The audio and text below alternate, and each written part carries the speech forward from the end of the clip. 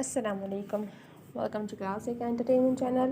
उम्मीद है आप सब ठीक ठाक होंगे, खैर खैरियत से होंगे और आपका दिन भी अच्छा गुजर रहा होगा। क्लासिक एंटरटेनमेंट चैनल पे मैं आपके लिए लेकर आई हूँ नावल हालत दिल मेरा पूछो ना सनम की एपिसोड। लेकिन नावल के एपिसोड स्टार्ट करने से पहले मेरी आपसे हमेशा की तरह की रिक्वेस्ट है कि अगर आपने हमारे चैनल को सब्सक्राइब करके बेल आइकन को प्रेस नहीं किया तो जल्दी से ही दोनों काम कर दीजिए ताकि हमारे चैनल पे आने वाले तमाम नावल्स की अपडेट आप तक बर वक्त पहुँच सके। तो चले मैं मज़ीद इंतज़ार नहीं करवाती और शुरू करती हूँ नावल हम हाल दिल मेरा पूछो न सनम एपिसोड 24। इससे पहले कि अबराज कुछ कह पाता या परीज़े को कोई वजाहत देता उसके फ़ोन पर कॉल आने लगी। उसने स्क्रीन पर अतिया दुर्रानी का नंबर देख झट से कॉल रिसीव की थी, लेकिन दूसरी जानिब मुलाजमा की आवाज़ सुनते वो पल में परेशान हो उठा था। अचानक अतिया दुर्रानी की तबीयत बिगड़ी तो उन्हें हॉस्पिटल लेकर जाना पड़ा। उनका बीपी शूट कर गया था। हालांकि वो अपनी डाइट और सेहत का बहुत ख्याल रखती थीं। बीपी ऊपर नीचे हो जाता था, लेकिन इतनी तबीयत कभी नहीं बिगड़ी जो यूं हॉस्पिटल दौड़ लगानी पड़ती। क्या हुआ है अभी? उसकी उड़ी रंगत देख परीज़े घबरा कर उसके पास आई थी। मॉम का बीपी शूट कर गया है, वो हॉस्पिटल में है। वो अजहर परेशान होता तेज़ी से वहाँ से निकला तो परीज़े ने इजाज़त तरफ नज़रों से एहसन की जानिब देखा। जल्दी जाओ। ऐसा उसका गाल नरमी से छूता उसे अबराज के साथ जाने की गोया इजाज़त दे गया था, जबकि वो जवाबन मुस्कुरा भी नहीं सकी और परेशान से अबराज के पीछे निकली थी। अतिया दुर्रानी को मोहब्बत कैश करना अच्छे से आता है, लेकिन इस मरतबा मैंने शतरंज की बिसात पलट दी है। खेल बदल गया है। मेरी ढाई चाल बहुत कुछ बदल डालेगी। चालें बहुत जल्द उल्टी पड़ने वाली हैं आपकी। मज़े आने वाला है। वक्त सब बदल देता है और वक्त ने सब बदल डाला है। अबराज की कुर्सी पर बैठते व झूला लेते गोया आने वाले लम्हात का सोचते मसरूर हो रहा था। वो अगर माहिर खिलाड़ी थी तो वो भी खेल बदलने की भरपूर सलाहियत रखता था। Check met. Atiya Durrani sir पीछे को डाले वो कहका लगाकर हंस दिया था। मेरी मॉम कैसी हैं? वो सीधा परीज़े को अपने साथ लेकर हॉस्पिटल आया था और इस वक्त डॉक्टर के सामने खड़ा सवाल पूछ रहा था। आपकी मदर को माइनर अटैक आया था। अगर उन्हें वक्त पर ना लाया जाता तो उन्हें ब्रेन हैमरेज का भी खदशा था। शायद उन्होंने किसी चीज़ की हद से ज़्यादा टेंशन ली है, लेकिन फ़िक्र मत करो यंग मैन, अब वो काफ़ी बेहतर हैं। ख़तरे वाली बात नहीं, लेकिन कोशिश करना कि वो टेंशन फ्री रहें।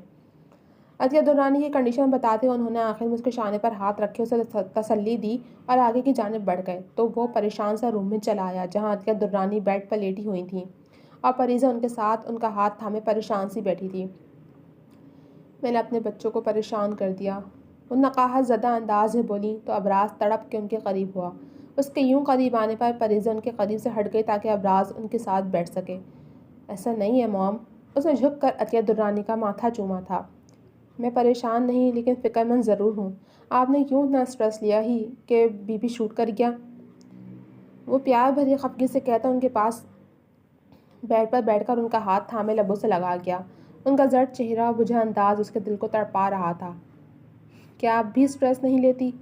वो शिकवा करना हुई तो अबराज उनसे नज़र चुरा गया था। उसकी ज़िंदगी की दो हस्तियाँ जो उसे अजीज़ तर थीं, वो उन दोनों को मुकम्मल खुशी देने से माजूर था। वो ख़ुद को इस पल बेबस और लाचार महसूस कर रहा था। तुम्हारे बाप के जाने के बाद उन लोगों ने क्या कम मेरा दिल दुखाया, मुझे सदमे दिए जो अब बाकी की कसर वो लड़की पूरी कर रही है। मुझे मज़ीद दुख और अजियत देने उन लोगों ने उस छटाक भर की लड़की को भेज दिया। उस कदर जहर भरा है उसमें, कितनी नफरत करती है वो मुझसे। अरे मैं पूछती हूँ कि क्या कसूर है अतिया दुर्रानी का? पहले आगा जी की ज़िद पर मेरे डैडी ने तुम्हारे बाबा से मेरी शादी करवा दी और फिर उनके जाने के बाद तुम्हारे आगा जी की ज़िद कि मैं उस शख्स से निकाह कर लूँ जिसकी नज़र पहले ही दिन मेरे लिए अच्छी नहीं थी। अरे जिसकी औलाद और बीवी दुनिया से चली जाए वो इंसान तो गम से निढाल होता है, लेकिन वो शख्स तो नॉर्मल अपनी दूसरी शादी के चक्करों में था और वो भी अपनी ही भाभी से। वो गुस्से में तेज़ तेज़ बोल रही थी जबकि अबराज को अपना कंधा जलता हुआ सा महसूस हुआ। उसके कंधे पर ही उस दिन उसके चाचू सर रख कर रोए थे। एबी। इससे पहले कि वो मज़ीद कुछ सोचता परीज़े की घबराई हुई सी पुकार पर वो चौंक कर होश में आया था। अतिया दुर्रानी की तबीयत फिर से बिगड़ने लगी तो उसने साइड पर लगा बटन प्रेस किया। कुछ सेकंड में ही डॉक्टर फीमेल नर्स के साथ रूम में दाखिल होकर उन्हें देखने लगे। मैंने कहा भी था कि इन्हें टेंशन फ्री रखें।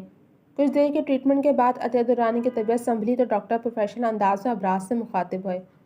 अभी तो वो कुछ घंटे सोएंगी और उनके जागने के बाद हम उनकी कंडीशन देखकर छुट्टी का फैसला करेंगे, लेकिन ज़्यादा चांस यही है कि हम उन्हें अंडर ऑब्जर्वेशन रखें। مزید چند باتوں کے بعد وہ واپس لوٹ گئے تو ابراز ایک نظر اپنی ماں پر ڈالتا ڈھیلے ڈھالے انداز میں دیوار گیر صوفے پر گرنے کے سے انداز میں بیٹھا تھا۔ ایبی، سب ٹھیک ہو جائے گا۔ پریزے کی تسلی بھرے جملے پر اس نے اپنی سرخ آنکھوں سے اس کی جانب دیکھا تو پریزے کو اس کے حال پر رحم آیا۔ وہ اس وقت وہی پرانا ایبی لگا جو رات کے اندھیرے میں عطیہ درانی کے ساتھ ان کے گھر چلا آیا تھا۔ یوں ہی سرخ آنکھیں اور نڈھال وجود لیے پریزے کا حساس دل اس کے رو پڑا تو ابراز نے ہاتھ بڑھا کر اس کی کلائی پکڑے پریزے کو اپنے قریب ہی بٹھا لیا۔ رو تو مت، مام ٹھیک ہو جائیں گے، اور وہ پاگل لڑکی بھی، لیکن اس پاگل لڑکی کو ٹھیک ہونے میں وقت لگے گا۔ سو کرتے پریزے کے جھکے سر پر ہاتھ رکھتے اس نے خود کو نارمل ظاہر کرنا چاہا۔ ایبی، میرے بس میں ہوتا تو میں جادو کی چھڑی گھما کر ہر چیز بدل ڈالتی۔ میرے پاس ہمانی جیسی طاقت اور چھڑی آ جائے، اے کاش، تو میں ایبی کی زندگی میں خوشیوں کے رنگ بھر دوں۔ وہ بچوں کی طرح معصومیت سے کہتی اس کے لبوں پر ہنسی لے آئی تھی۔ تم ہیری پوٹر کی دیوانی لڑکی، اب بڑی ہو جاؤ۔ وہ بس ایک کہانی کے کردار تھے اور ہم زندگی کے کردار ہیں۔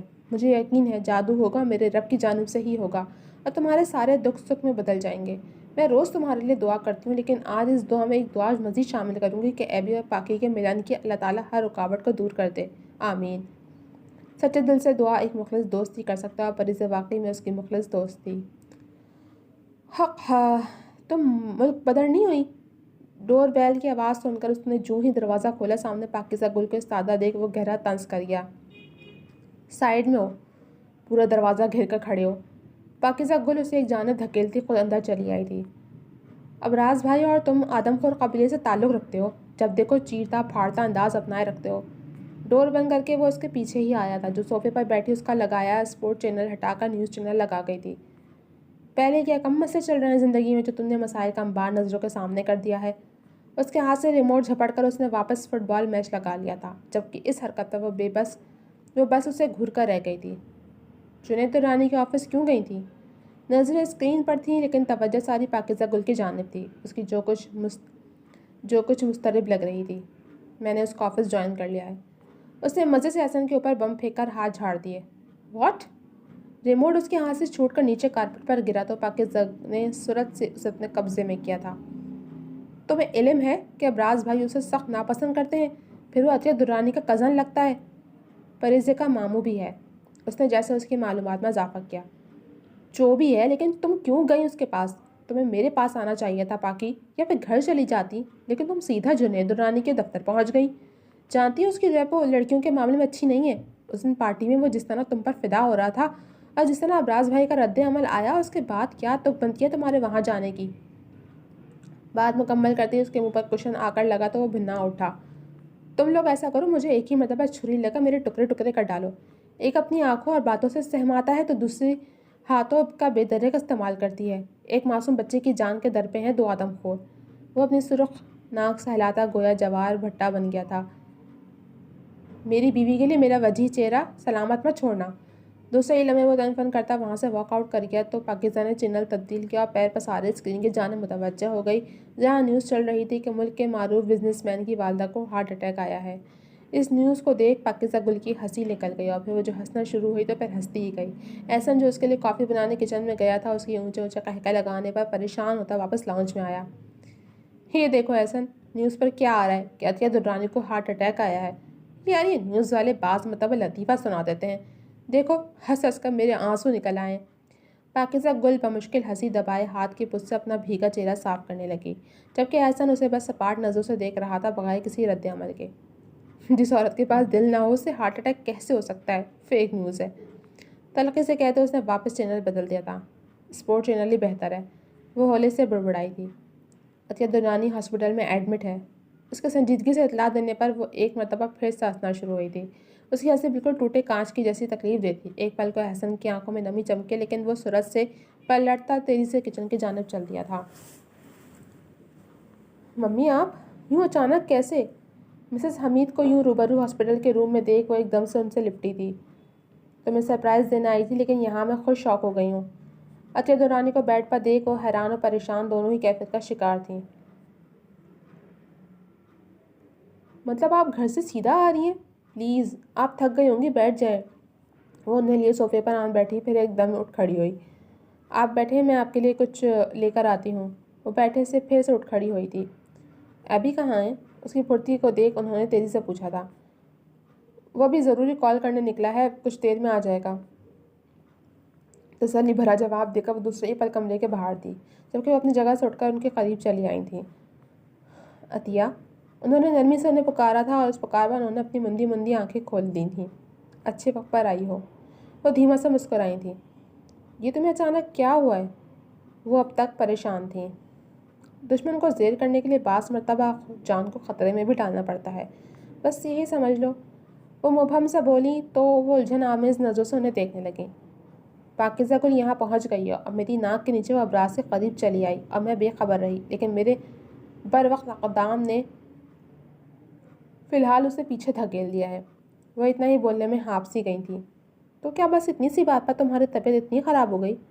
وہ حیرانگی کا اظہار کرتی بیڈ پر ہی ٹک گئیں، جبکہ ان کے پوچھے گئے سوال پر عطیہ درانی کے لب پراسرار انداز میں پھیلے تھے۔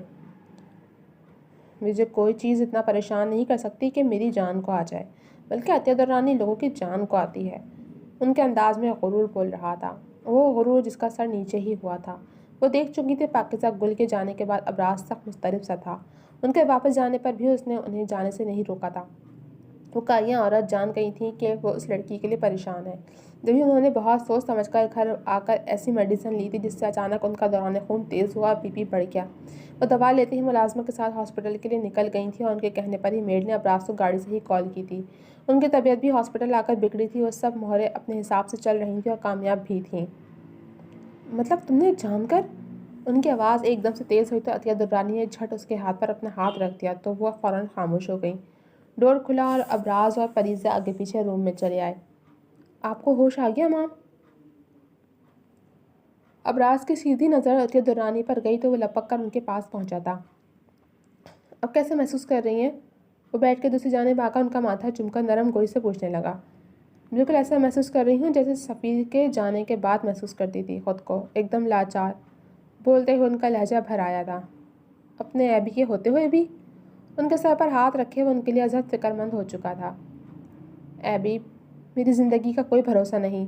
وہ ایک دم اس کا ہاتھ تھام گئی۔ ایسا تو مت کہیں۔ ابراز کی تڑپ میں پریزے کی تڑپ بھی شامل ہوئی، جبکہ مسز حمید خاموشی سے بیٹھی تھی۔ سفیر کے جانے کے بعد میں بہت کمزور ہو چکی تھی، لیکن تم سے مجھے ہمت سی ملتی تھی، لیکن اب کچھ وقت سے مجھے وہم ستاتے ہیں۔ وہ مضطرب سے بول رہی تھیں۔ کیسے وہم؟ یہی کہ تم مجھ سے دور چلے جاؤ گے۔ وہ غمزدہ سی کہتی رو پڑی تو وہ مزید بوکھلا اٹھا۔ پلیز مام، یہ دل سے وہم نکال دیں آپ کا ایبی کبھی بھی کہیں نہیں جائے گا۔ وہ ان کے ہاتھ پر دباؤ ڈالے پورے یقین سے بولا تو وہ جھٹ سے نفی میں سر ہلا گئیں۔ اچھا بتائیں میں کیا کروں کہ آپ کا وہم دور ہو جائے اور آپ مطمئن رہیں؟ وہ جیسے اس وقت انہیں خوشی دینے کے لیے کوہ ہمالیہ پر بھی چڑھ سکتا تھا۔ پریزے سے نکاح کر لو۔ انہوں نے اپنا نڈل لگا ہاتھ اس کے ہاتھ پر نہیں رکھا، بلکہ پورا کوہ ہمالیہ کا بوجھ اس کے اوپر ڈال دیا تھا، جس کے بوجھ تلے ایک پل کو اسے سانس لینے میں شدید تکلیف کا احساس ہوا۔ میں یہ نکاح نہیں کر سکتی۔ پریزے کی سنجیدہ قطعی لہجے کے انکار پر ان تینوں نے ایک جھٹکے سے اس کی جانب دیکھا تھا۔ جی تو جناب، کیسا لگ رہا ہے آپ کو یہ ناول؟ اور اب تک کے لیے صرف اتنا ہی۔ کمنٹ سیکشن میں اپنی رائے کا اظہار ضرور کیجیے گا۔ جلد ملوں گی آپ سے اگلی ایپیسوڈ کے ساتھ، تب تک کے لیے اجازت دیجیے۔ اللہ حافظ۔